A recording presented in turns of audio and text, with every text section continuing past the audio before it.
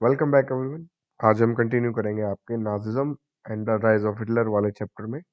Nazi का जो world view था उसके बारे में लास्ट के जो लेक्चर थे हमने उसमें पढ़ा था कि जो आपके डेमोक्रेसी का जो रिकंस्ट्रक्शन वहां पर चल रहा था। हिटलर पावर में आ गया था। पावर में आने के बाद उसने डेमोक्रेसी को कैसे तबाह किया और फिर अपनी इकोनॉमी को कैसे रिकंस्ट्रक्ट करने के लिए उसने जो काम वहां पर चल रहे थे, जो प्रोसेस थी, ठीक है। फिर वर्ल्ड वॉर 2 हुआ वहां पर। फिर हम देखते हैं कि भाई नाजी का वर्ल्ड व्यू कैसा था, मतलब जो नाजिज्म की कम्युनिटी थी वहां पर वो लोग कैसी अपनी विचारधारा लेकर चलते थे। तो जो नाजी की आइडियोलॉजी थी उसके अंदर कोई समानता नहीं थी, कोई इक्वलिटी नहीं थी लोगों के बीच में। रेशियल हायरार्की चल रही थी वहां पर, मतलब एक पर्टिकुलर जो रेस के, एक नस्ल के लोग थे यानी कि नाजी के लोग थे, उनको सुपीरियर माना जाता था। ठीक है, उनको सुपीरियर माना जाता था, बाकी सभी को नीचे माना जाता था।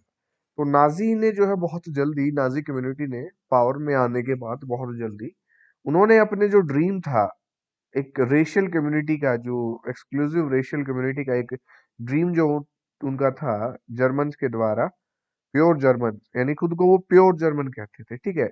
आर्यन मानते थे, वो खुद को आर्यंस मानते थे, ठीक है। तो उसको उन्होंने इम्प्लीमेंट करना शुरू कर दिया अपनी सोसाइटी के, ठीक है। वहां पर उन्होंने उनको, और जो उनको एलिमिनेट करना, खत्म करना शुरू कर दिया, जो उनके अनडिजायरेबल थे, मतलब जिनको वो अनफिट मानते थे, अनडिजायरेबल मानते थे। वो एक ऐसी सोसाइटी चाहते थे जिसके अंदर प्योर और हेल्दी नॉर्डिक आयरन आर्यन, ठीक है, जो आर्यन थे उनके अंदर वो खुद को आर्यन मानते थे, और ऐसी ही सोसाइटी बनाना चाहते थे कि जिसके अंदर सिर्फ आपके प्योर हेल्दी नॉर्डिक आर्यंस हो, उनके अलावा कुछ नहीं हो, जो जैसे कि Jews, Gypsies, blacks, Russian, Poles, even certain Germans, ठीक है। मतलब अपनी खुद की कम्युनिटी के अंदर से भी जो कुछ लोग एबनॉर्मल होने होते थे या अनहेल्दी होते थे, उनको भी वो अनडिजायरेबल मानते थे, अनफिट मानते थे, ठीक है। तो ये तो उसकी नाजी की जो आइडियोलॉजी थी उसमें ऐसा माना जाता था। और एक और एस्पेक्ट जो हिटलर की आइडियोलॉजी का था, वो एक जियोपॉलिटिकल कॉन्सेप्ट था, लेब्रोस्ट्रॉम और लिविंग स्पेस। इसका मतलब क्या होता था कि जो दूसरे कम्युनिटी के लोग होते थे उनको भगा दिया जाता था वहां से, और नाजी जो है उस हिस्से के ऊपर कब्जा कर लेते थे, उन रिसोर्सेज के ऊपर कब्जा कर लेते थे। और इसमें जो सबसे ज्यादा सफर करने वाले थे वो जूस थे, जूस कम्युनिटी के लोग थे जो सबसे ज्यादा सफर कर रहे थे नाजी वाली जर्मनी। और हिटलर का मानना था कि जो सीडो साइंटिफिक थ्योरीज थी रेस की, ठीक है, और उसके अंदर क्या था कि उसके अंदर वो मानता था कि भाई लोगों को कन्वर्ट करना, यानी कि मतलब दूसरी कम्युनिटी से अपनी कम्युनिटी में कन्वर्ट करवाना कोई सॉल्यूशन नहीं है। Conversion is not the solution, ठीक है। जो जूइश की जो प्रॉब्लम थे, मतलब जूइश लोगों को वो प्रॉब्लम मानता था, तो वह मानता था कि भाई इनको अपनी कम्युनिटी में कन्वर्ट करवाने से इस प्रॉब्लम का समाधान नहीं होगा। उसका मानना था कि भाई ये प्रॉब्लम तभी सोल्व हो सकती है जब इनका पूरा एलिमिनेशन कर दिया जाए, मतलब पूर्ण रूप से इनको खत्म कर दिया जाए, तभी ये प्रॉब्लम आपकी सोल्व हो सकती है। फिर 1933 से 1938 तक नाजी जो थे उन्होंने क्या किया, जो जूस थे उनको इतना टेरराइज कर दिया, मतलब इतना तड़पाया उनको, इतना उनके ऊपर अत्याचार किए कि उन लोगों को अपने घर छोड़कर, यानी कि घर छोड़कर, कंट्री छोड़कर भागना पड़ा, उनको मजबूर कर दिया गया। इतना उनके साथ जो है अत्याचार किए गए। 1939 से 1945 तक जो है उनको क्या किया गया कि एक सर्टेन एरिया, जो कंसंट्रेटेड, उनको एक सर्टेन एरिया में भेजा गया, ठीक है। और जो मिनी गैस चैम्बर्स थे पोलैंड के अंदर, फिर उनको उनमें ले जाकर मार दिया गया। फिर हमारा जो था रेशियल यूटोपिया था, जेनोसाइड और वॉर, ये दो साइड थे आपके एक सेम कॉइन के, यानी कि वॉर के अंदर भी आपके लोग मारे जाते हैं और जेनोसाइड में भी लोगों को मार दिया जाता था। या तो आप वॉर में, युद्ध में, जो जब कब्जा करता था दूसरे क्षेत्र में, तो या तो आप युद्ध में मारे जाओगे, अगर बच गए तो जेनोसाइड में जो गैस चैम्बर में ले जाकर उनको मार देता, या गोली खड़े करके गोली मार दी जाती थी उनको। ओक्यूपो जो उन्होंने पोलैंड जिस पर कब्जा किया उसको उसने डिवाइड कर दिया, और जो वहां पर पोल्स थे, जो पोलैंड के लोग थे, उनको फोर्स किया गया कि उनको अपने घर और अपनी प्रॉपर्टी पीछे छोड़कर वहां से भाग दिया जाए, और फिर उसके ऊपर जो एथेनिक जर्मन थे वो उसके ऊपर कब्जा कर ले, जो ऑक्युपाइड यूरोप से लाए गए थे। अब यूथ इन नाजी जर्मनी, क्या सिनेरियो वहां पर चल रहा था। मतलब हिटलर जो मानता था कि अगर आपको पूरे जर्मनी के ऊपर, नाजी कम्युनिटी के ऊपर वो कब्जा करना है या कंट्रोल करना है, तो आपको यूथ के ऊपर आपकी पावर होनी चाहिए, यूथ के ऊपर आपका कंट्रोल होना चाहिए। ठीक है। और वो सोसाइटी, नाजी सोसाइटी को डेवलप इसे तभी कर सकता है, उसका मानना था कि अगर वो स्टूडेंट्स को, चिल्ड्रंस को अपने कब्जे में ले ले, उनकी आइडियोलॉजी को चेंज कर दे।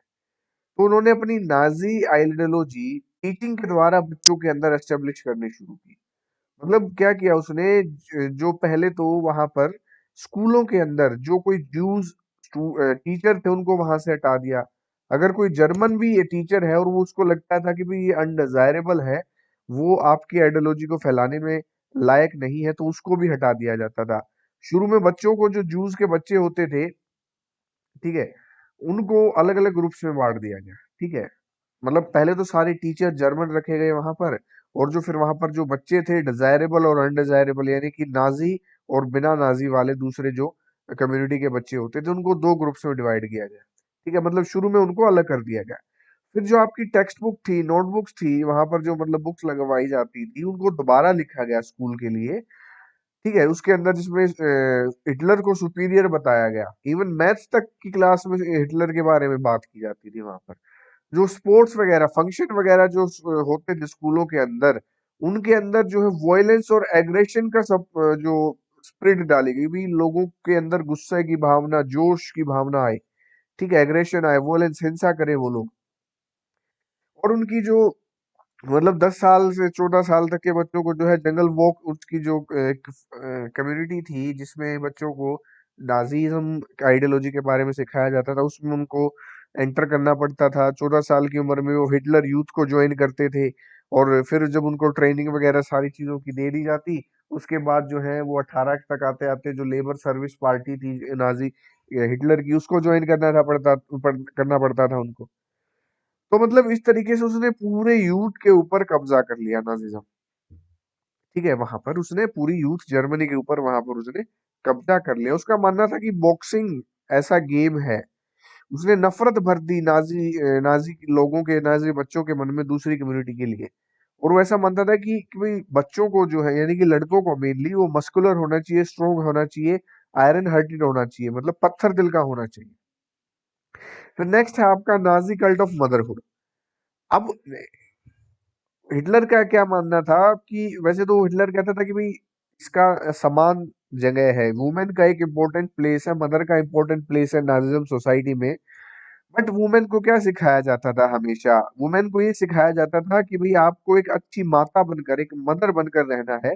अपने बच्चों को एक मतलब आपको एक प्योर ब्लडेड आर्यन चिल्ड्रन को जन्म देना है और बच्चों को बढ़ावा देना है आगे, मतलब आयरन, आर्यन जो उनकी कम्युनिटी थी उसको बढ़ाना है। और माँ का जो, मतलब औरत का रोल उनकी सोसाइटी में ये था कि वो मानते थे कि वो सिर्फ घरों में रहें, और घरों में रहकर जो घर को संभाले और बच्चों को अपनी जो उनकी आइडियोलॉजी थी, नाजी आइडियोलॉजी के बारे में उनको बताएं। ठीक है। और उनको जो है ज्यादा से ज्यादा बच्चे पैदा करने के लिए एनकरेज किया जाता था, इवन अवार्ड दिए जाते थे उनको। ठीक है। जैसे कि 4 बच्चों के लिए जो ब्रॉन्ज था, 6 बच्चों के लिए सिल्वर, आठ से ज्यादा बच्चों के लिए गोल्ड, मतलब ऐसे अवार्ड भी रखे गए थे वहां पर, अगर ज्यादा बच्चे आप पैदा करते हैं तो। ठीक है। और उनको जो आयरन कल्चर और उनकी रेस थी, नस्ल थी, उसको बचा कर रखना, उसको संजो कर रखना, आगे तक बढ़ाने के लिए उनको प्रेरित किया जाता था, मतलब यही सिखाया जाता था उनको। फिर एक प्रोपगेंडा वहां पर, आर्ट ऑफ प्रोपगेंडा यहाँ पर, मतलब जो नाजी रेजिमी था, जो सोसाइटी थी, वो लैंग्वेज और मीडिया जो थी उसको काफी देख संभाल कर यूज करते थे। ठीक है। मतलब जो इनको मारा जाता था, उनको, लोगों को मारा जाता था गैस चैम्बर में ले जाकर, तो उसको वो ये नहीं कहते थे कि भाई किलिंग हो रही है, मास किलिंग हो रही है, वो कहते थे कि भाई इनको शुद्ध किया जा रहा है, शुद्धि हो रही है इनकी। ठीक है। वो इनको इम्प्योरिटी बताते थे और इनकी शुद्धि हो रही है, वो ऐसा कहते थे।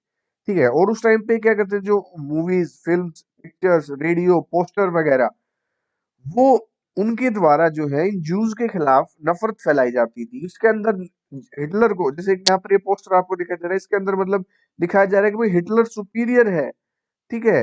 वो मतलब लोगों के मन में जो जैसे कि अब सारा टाइम आपको मीडिया में एक ही चीज दिखाई जाए, फिल्म्स वगैरह ऐसी ही आपके सामने आए, रेडियो में आप वही चीजें सुने, पोस्टर आपको वही चीजों के दिखाई दे, तो आपके मन में वो चीजें डेवलप होनी शुरू हो जाती है। सेम चीज यहाँ पर हो रही थी आप, ठीक है। तो नाजिज्म जो कर रहा था, लोगों के दिमाग के ऊपर काम कर रहा था, उससे खेल रहा था, उसके उनके माइंडसेट को बदल रहा था, उनके इमोशन को कंट्रोल कर रहा था, ठीक है। और उनके अंदर गुस्सा और नफरत की भावना उत्पन्न कर रहा था जो अनडिजायरेबल थे, ठीक है। जो मतलब नाजी कम्युनिटी से अलग लोग थे, अनडिजायरेबल थे, उनके खिलाफ वो गुस्से और नफरत की भावना वो पैदा कर रहे थे। और इसी टाइम पे जो है और इसी वजह से जो उन्होंने ह्यूमैनिटी के खिलाफ, मानवता के खिलाफ जो है उन्होंने क्राइम करना, अपराध करने शुरू कर दिए थे। मतलब उन्होंने जो है नाजी आइज से, मतलब लोग वहां पर जो होते थे, उन्होंने नाजी जो कम्युनिटी या आइडियोलॉजी थी उसी के अकॉर्डिंग जनता को, दुनिया को देखना शुरू कर दिया था, और उसी भाषा में वो बोलने लगे थे, ठीक है। इतना प्रताड़ित करने लगे थे, मतलब लोगों के दिमाग में ये चीजें बैठा दी थी कि भाई सिर्फ नाजी ऊपर है, नाजी सुपीरियर है, उसके अलावा कुछ नहीं है। और कई बार तो जो ज्यूज लोग होते थे उनके दिमाग में इतनी जो स्टीरियोटाइप होता है, मतलब कि उनके लेकर जो एक थिंकिंग बैठ जाती है उनके दिमाग में, कि जो नाजी लोगों ने फैलाई हुई है कि भाई जूस तो ऐसे होते हैं, इनकी नाक लंबी मतलब 6 नंबर की होती है, इनके हाइट ऐसे होते हैं, इनके बाल ऐसे होते हैं, ऐसे कपड़े पहनते हैं। तो कई बार तो उनको अपनी खुद की जो स्टीरियोटाइप, मतलब एक इमेज बनाई हुई है, वही उनके दिमाग में चलने लग जाती थी जूस के मन में। और एंड में फिर जो होलोकास्ट, जो मतलब एक डरावना दृश्य था, जो लोगों को प्रताड़ित किया जा रहा था, एक्सप्लॉइट किया जा रहा था, मारा जा रहा था, तो ये चीजें लोगों को कब पता चली, पूरे वर्ल्ड को कब पता चली, ये जब पता चली जब आपका जो सेकंड वर्ल्ड वॉर खत्म हो गया, ठीक है। जब सेकंड वर्ल्ड वॉर खत्म हुआ तभी ये लोगों को, जैसे कि उससे पहले तो उनकी कोई बात बाहर, देश से बाहर जाने ही नहीं दी जाती थी। मतलब जो कुछ होता था वो देश के अंदर होता था, बाहर लोगों को पता ही नहीं चलता था ज्यादातर, ठीक है। थोड़ा बहुत पता लगता था लेकिन पूरा नहीं पता लग पाता था। तो जब वर्ल्ड वॉर खत्म हुआ, हिटलर हारा सेकंड वर्ल्ड वॉर के बाद, जब ये चीजें बाहर आनी शुरू हुई, और जूस जो चाहते थे कि भाई जो उनके साथ अन्याय हुआ है, जो उनको सफर करना पड़ा है नाजी किलिंग ऑपरेशन के दौरान, तो वो चाहते थे कि लोगों को पता चले, पूरी दुनिया को इस चीज के बारे में पता चले, बट नाजी ऐसा नहीं चाहते थे। तो उन्होंने क्या किया कि भाई वहां पर जो ऑफिस वगैरह थे, उनके दफ्तर वगैरह थे, जो ऐसे डॉक्यूमेंट्स थे, उन्होंने उन चीजों को मिटाना शुरू कर दिया, बट सारी चीजें नहीं मिटा पाए। और वो आज भी ऐसी चीजें अवेलेबल हैं कई जगह पे, जो वर्ल्ड में म्यूजियम है। तो जो सबूत उनके साथ जो अत्याचार हुए, ठीक है, वो इस वो कई लोगों ने डायरी लिखी, नोट्स बनाए अपने इस लाइफ के बारे में, तो वो चीजें लोगों को पता चली एंड में जाकर, ठीक है। उन्होंने, लोगों ने लिखना शुरू किया, किताबें, डायरी वगैरह जो लिखी गई हैं, तो वो धीरे धीरे फिर दुनिया को बाहर आकर पता चलने लग गई। तो this is all about Nazism and the rise of Hitler. Second world war के बाद जो आपका जो नाजी हिटलर था वो मारा गया, उस हारने के बाद। तो उसने सुसाइड कर लिया, जो भी था। तो ये चैप्टर आपका यहीं पर खत्म होता है। So that's all for today, thank you so much everyone.